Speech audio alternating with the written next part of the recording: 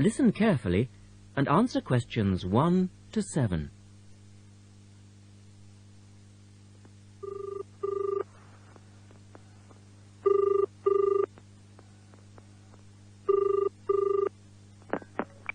Hello, Paraglider's Paradise. How can I help you?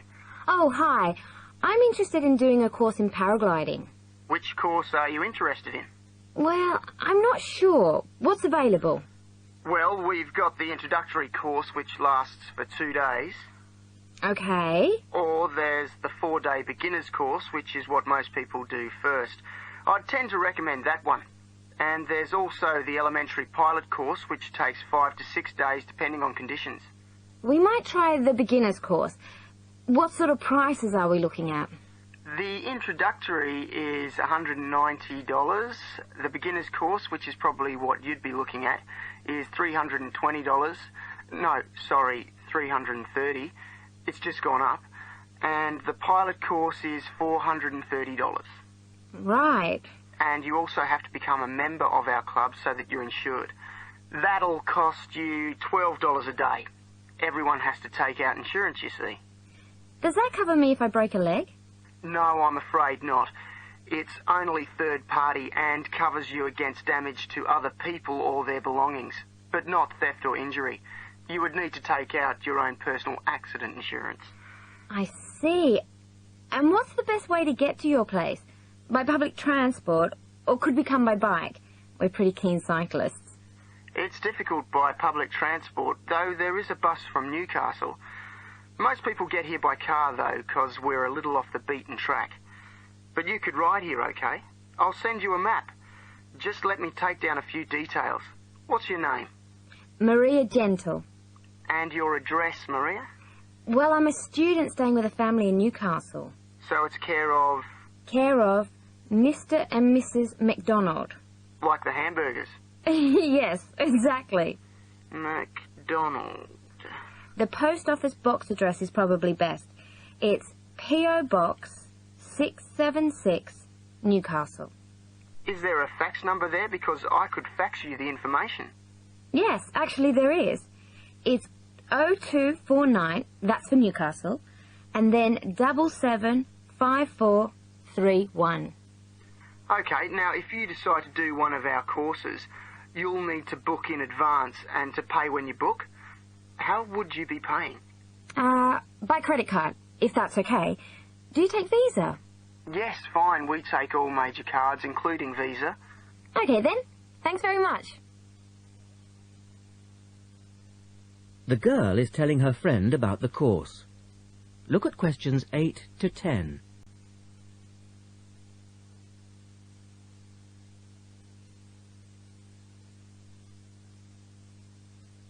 Now listen to their conversation and answer questions 8 to 10. Hi, Pauline. Hi, Maria. What's that you're reading? Just some information from a paragliding school. It looks really good fun. Do you fancy a go at paragliding? Sure. Do you have to buy lots of equipment and stuff? Not really. The school provides the equipment, but we'd have to take a few things along. Such as? Well, it says here, clothes, wear stout boots, so no sneakers or sandals, I suppose, and clothes suitable for an active day in the hills. Preferably a long-sleeve T-shirt. That's probably in case you land in the stinging nettles. It also says we should bring a packed lunch. We do not recommend soft drinks or flasks of coffee. Water is really the best thing to drink. We need to bring suntan lotion and something to protect your head from the sun. Okay, that sounds reasonable. And where would we stay? Well, look, they seem to operate a campsite too, because it says here that it's only $10 a day to pitch a tent. That'd be fine, wouldn't it? And that way we'd save quite a bit, because even a cheap hotel would cost money. Or perhaps we could stay in a bed and breakfast nearby. It gives a couple of names here we could ring. I think I might prefer that. Hotels and youth hostels would all be miles away from the farm, and I don't fancy a caravan. No, I agree. But let's take a tent and pray for good weather. Okay, let's do it. What about next weekend? No, I can't. I'm going on a geography field trip. And then it's the weekend before the exams, and I really do need to study. Okay then, let's make it the one after the exams. Fine. We'll need a break by then. Can you ring and let me know if you can find out some... That is the end of section 1. You now have half a minute to check your answers.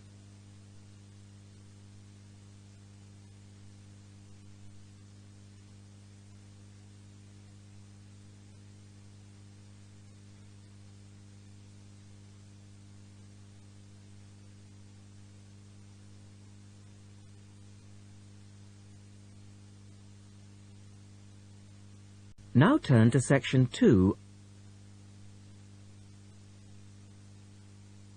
Section 2. You will hear a reporter talking on the radio about old racing cars. First, look at questions 11 to 16.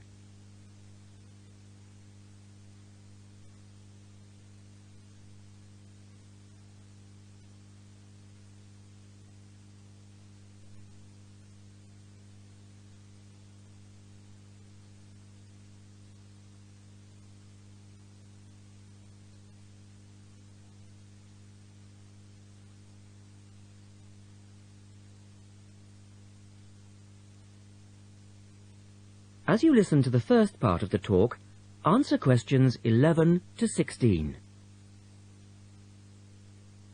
The Goodwood Museum is currently celebrating some of the most extravagant types of car design in its Festival of Speed. Here's our reporter, Vincent Freed, who's on site to tell us about some of the cars on display. Well, here I am, standing in front of one of the most prestigious cars ever built, the Duesenberg. A fantastically expensive, luxurious car built in the early part of the 20th century and bearing all the glamorous qualities of the Jazz Age. How many were there? Well, only 473 Duesenberg J-types were ever built, and the model here is one of the rarest. Each had a short 125-inch chassis or framework, and the body was always in the form of an open two-seater. The technology behind the car's 6.9-litre engine was extraordinary. It featured capsules of mercury in the engines to absorb vibration and provide an incredibly smooth ride. In fact, these cars offered unparalleled performance. In an age when 160 kilometers per hour was considered very fast, the Duesenberg promised a top speed of 180 kilometers per hour and could do 140 kilometers per hour in second gear. Duesenberg, who designed the car, sold it as a frame and engine. This was typical of the age again, and many prestige manufacturers such as Rolls-Royce did exactly the same. Owners able to afford the hefty $9,000 price tag for the basic car would then commission a coachwork company to build a body tailored to their own individual requirements. The Duesenberg's great attraction for the driver was its instrument panel, which offered all the usual features, but also several others, including a stopwatch. It was the Duesenberg's technology that lay behind its success as a racing car, and they dominated the American racing scene in the 1920s, winning the Indianapolis Grand Prix in 1924, 25, and 27. Now look at questions 17 to 20. On to another celebrity, the 1922 Leia Helica. Only 30 of these French propeller cars were built, and the model here at Goodwood, which was the fourth to be made, is thought to be the only surviving example still capable of running. The brains behind this car was Marcel Leia, who was an aviation pioneer first and foremost, and the influence of flying is quite apparent in the car. The Leia very strongly resembles a light aircraft with its front propeller, but in this case, it's minus any wings, of course. It's quite odd to think that this car was whirring through France just as the Duesenberg was blasting down roads at 160 kilometers per hour across the Atlantic. The Leias were used regularly in France in the 1920s and were even produced in saloon and van form, as well as two-seater. The Leia matched its propeller drive with its equally bizarre steering, which used the rear rather than the front wheels. But despite looking rather frail, it was a tough machine. In fact, when troops tried to steal it during the Second World War, the car's baffling design was clearly beyond the would-be thieves, and it ended up being driven into a tree, breaking the propeller. And now for the Firebird. This extraordinary car was... That is the end of section 2. You now have half a minute to check your answers.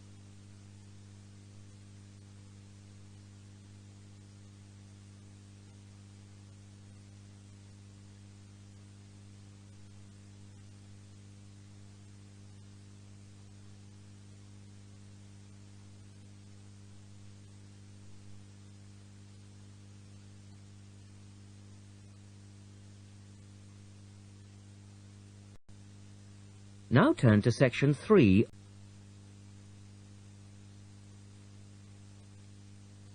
Test 1, section 3. In this section, you will hear a discussion between two students, Rosie and Mike, and a university tutor. In the first part of the discussion, they're talking about a survey they have conducted on local entertainment. First, look at questions 21 to 26.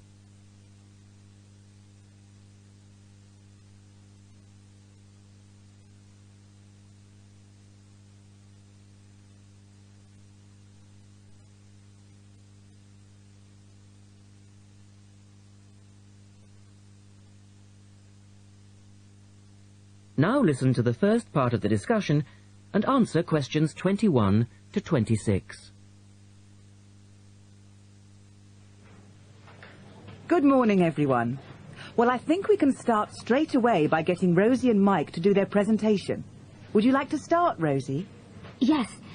Well, we've done a survey on local entertainment. Basically, we tried to find out how students feel about the entertainment in the town and how much they use it. Yes, so we've called our project Out and About. Yes, that's a good title, Out and About. We wanted to find out how well students use the entertainment facilities in town, whether they get to see the latest plays, films, that kind of thing. Now, we have our own facilities on campus, of course. Oh, yes.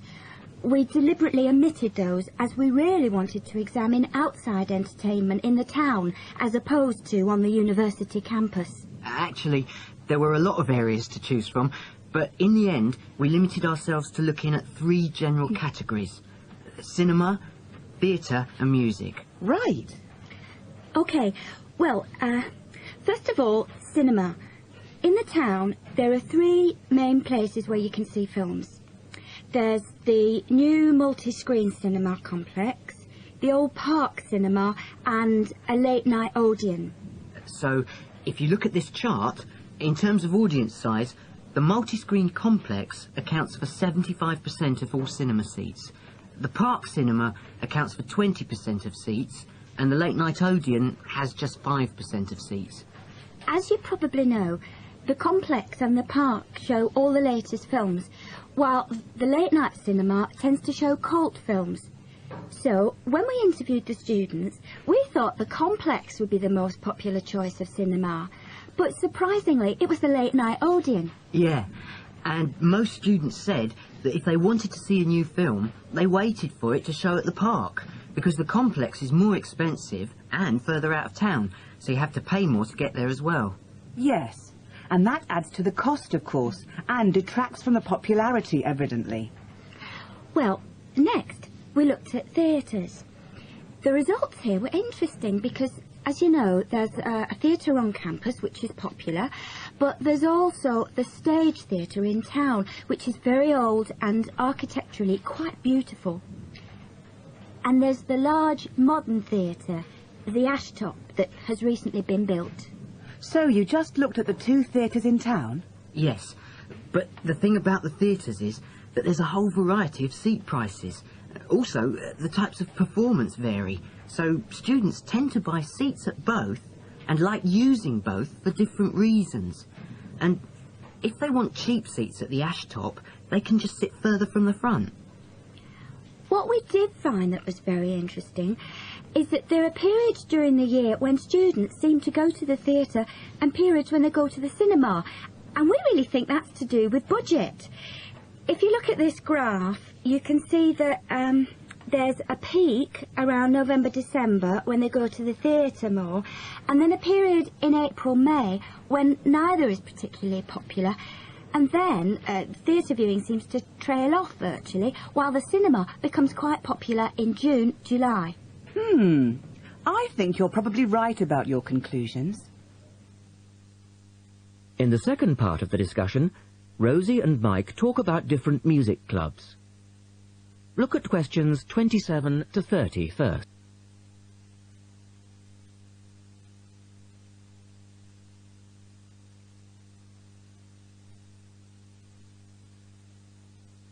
As you listen to the discussion, complete the chart about the different music clubs. Some answers have been done for you. Listen carefully and answer questions 27 to 30. Well, lastly, we looked at music, and this time we were really investigating the sort of small music clubs that offer things like folk, or specialise in local bands. So not musicals as such? That's right. We looked at 3 small music venues and we examined the quality of the entertainment and the venue and gave a ranking for these. A cross, meaning that the quality was poor, a tick, meaning it was okay, and 2 ticks for excellent. First of all, the Blues Club, which obviously specialises in blues music. This was a pretty small place and the seating was minimal, so we didn't give that a very good rating. No, we don't recommend that one, really. Then the Sansu, which plays a lot of South American music. It was a big place, very lively, good performers, so 2 ticks for that one. The Pier Hotel is a folk venue, a good place for local and up-and-coming folk artists to play. Not the best of venues, as it's in a basement and a bit dark, but the quality of the entertainment was reasonable and the lighting was very warm, so we felt it deserved an average rating. Now finally, there's the Bald Rock Cafe, which features big rock bands and is pretty popular with students, and we enjoyed ourselves there as well, so top marks for that one. And then, did you get any information from the students as to which of the clubs they preferred? That is the end of section 3. You now have half a minute to check your answers.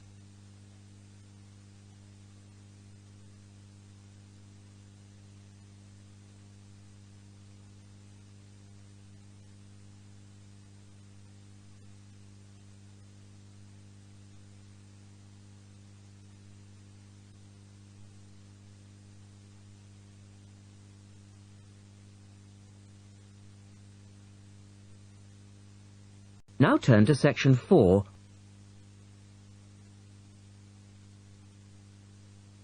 Section 4. You will hear a lecturer talking about dust storms. First, you have some time to look at questions 31 to 36.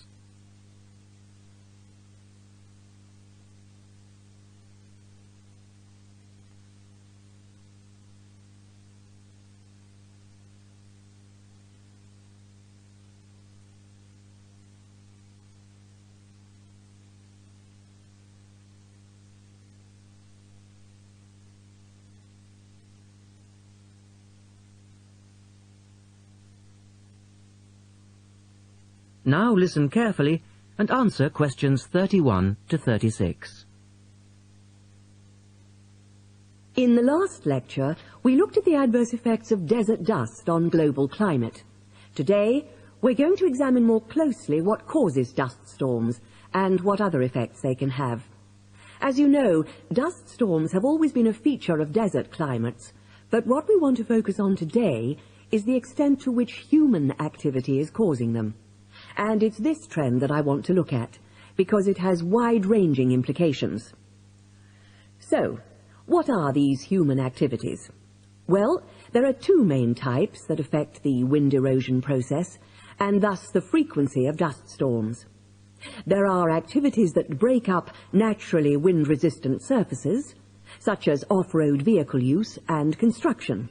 And there are those that remove protective vegetation cover from soils, For example, mainly farming and drainage. In many cases, the two effects occur simultaneously, which adds to the problem. Let's look at some real examples and see what I'm talking about. Perhaps the best-known example of agricultural impact on desert dust is the creation of the USA's Dust Bowl in the 1930s. The dramatic rise in the number of dust storms during the latter part of that decade was the result of farmers mismanaging their land. In fact, choking dust storms became so commonplace that the decade became known as the Dirty 30s. Researchers observed a similar but more prolonged increase in dustiness in West Africa between the 1960s and the 1980s, when the frequency of the storms rose to 80 a year, and the dust was so thick that visibility was reduced to 1,000 meters. This was a hazard to pilots and road users. In places like Arizona, the most dangerous dust clouds are those generated by dry thunderstorms. Here, this type of storm is so common that the problem inspired officials to develop an alert system to warn people of oncoming thunderstorms. When this dust is deposited, it causes all sorts of problems for machine operators. It can penetrate the smallest nooks and crannies and play havoc with the way things operate, because most of the dust is made up of quartz, which is very hard. Another example. The concentration of dust originating from the Sahara has risen steadily since the mid-1960s. This increase in wind erosion has coincided with a prolonged drought, which has gripped the Sahara's southern fringe. Drought is commonly associated with an increase in dust-raising activity, but it's actually caused by low rainfall, which results in vegetation dying off. In the second part, the speaker talks about the drying up of the Aral Sea. Look at questions 37 to 40 and complete the flowchart. One of the foremost examples of modern human-induced environmental degradation is the drying up of the Aral Sea in Central Asia. Its ecological demise dates from the 1950s, when intensive irrigation began in the then Central Asian republics of the USSR. This produced a dramatic decline in the volume of water entering the sea from its two major tributaries. In 1960, the Aral Sea was the fourth largest lake in the world, but since that time it has lost 2/3 of its volume. Its surface area has halved, and its water level has dropped by more than 216 meters. A knock-on effect of this ecological disaster has been the release of significant new sources of wind-blown material as the water level has dropped. And the problems don't stop there. The salinity of the lake has increased so that it is now virtually the same as seawater. This means that the material that is blown from the dry bed of the Aral Sea is highly saline. Scientists believe it is adversely affecting crops around the sea because salts are toxic to plants. This shows that dust storms have numerous consequences beyond their effects on climate, both for the workings of environmental systems and for people living in drylands. That is the end of section 4. You now have half a minute to check your answers.